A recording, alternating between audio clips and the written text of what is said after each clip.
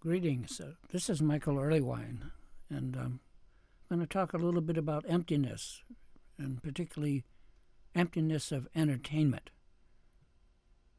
Talking about distractions, yes, we all are distracted.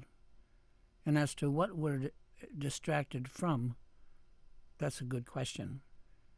And simply put, we are distracted from being undistracted. Being undistracted would be where we naturally would be, and probably want to be if we could. However, for the most part, we can't do that even a little bit. Samsara itself is pure distraction. While we might want to get around to being undistracted and find out what that's all about, for all practical purposes, we are and have been distracted all our life, and everyone else is too. The few times that I've tried to point out and describe how much we are distracted in these various blogs have not been very successful. And that's because I soon found out that it's not only that we are distracted, but we also like being distracted, and we're not about to abandon our distractions without a fight. That I didn't expect.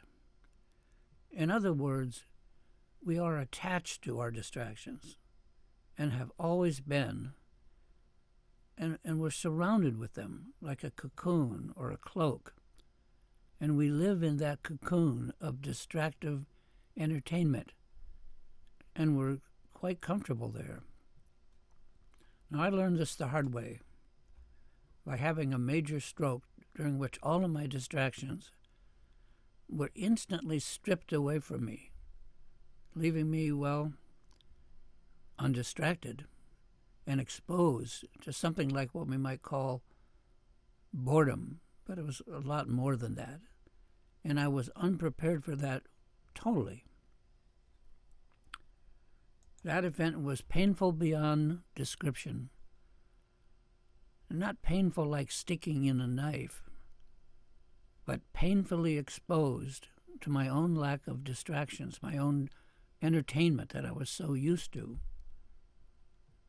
And it was like I had nowhere to hide or take cover. And try as I might, I could not hide or lose myself in my normal entertainments. And it was then that I realized how much of the time I totally entertained myself and enjoy distraction. But at the time of the stroke, all of that was just gone, no longer there, and it took weeks and actually months for these distractions to reestablish themselves after the stroke.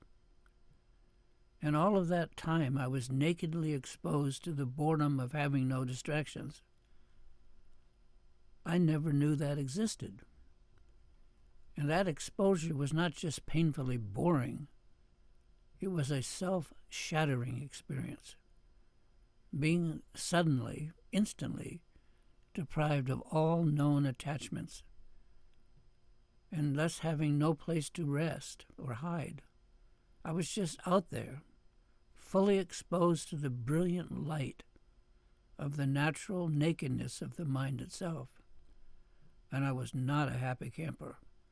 Unrelenting boredom. I could not describe it.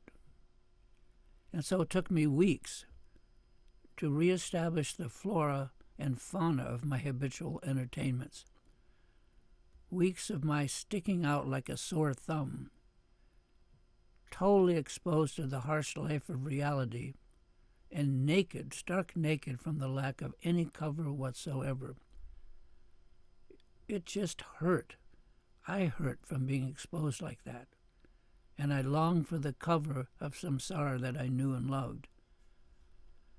I fear that we're all this way.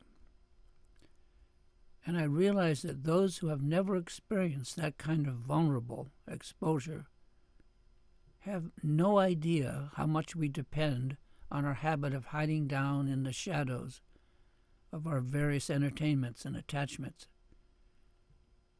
It's the cubbyhole result of our own ignoring of almost everything. We agree to ignore what we find just too hard to face and keep in mind, and the message is simple. Strip away everything we are attached to, all our entertainments, and we're left totally exposed to the brilliant light of the natural mind that we have never seen, much less experienced, and seemingly cannot stand. We can't stand the brilliance of it. And so I find it a little bit humorous that we pay lip service to being open and free, when in fact we are the victim of the circumstances of our own attachment, and we demand to be entertained 24/7. We're totally wrapped up in it. I know this is not going to be a popular view, but for me it was a mind-numbing fact, nevertheless, in my opinion.